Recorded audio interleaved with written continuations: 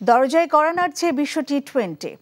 বিশ্ব আসরকে সামনে রেখে ইতিমধ্যে দল ঘোষণা করে ফেলেছে অধিকাংশ দল, তবে এখনও দল ঘোষণা করতে পারেনি বাংলাদেশ। রোববার দল ঘোষণা করার কথা থাকলেও জিম্বাবুয়ের বিপক্ষে ম্যাচের আগে অনুশীলনে তাসকিন চোট পাওয়ায় দল ঘোষণায় বিলম্বের কথা জানিয়েছেন বোর্ড সভাপতি নাজমুল হাসান পাপন। তাসকিনের চূড়ান্ত রিপোর্ট আসার পরেই আজ ঘোষণা করা হবে বাংলাদেশের 15 সদস্যের বিশ্বকাপ দল। এর আগে 2019 ওয়ানডে বিশ্বকাপও চোটের কারণে খেলতে পারেনি তাসকিন। ভারতের মাটিতে ওয়ানডে বিশ্বকাপেও ইনজুরির জন্য সেরা ছন্দে দেখা যায়নি তাসকিনকে। এবার পাঁজরের হঠাৎ ব্যথা যুক্তরাষ্ট্র ও ক্যারিবীয় দ্বীপ দেশগুলোতে তার উপস্থিতিকেই করে তুলেছে অনিশ্চিত।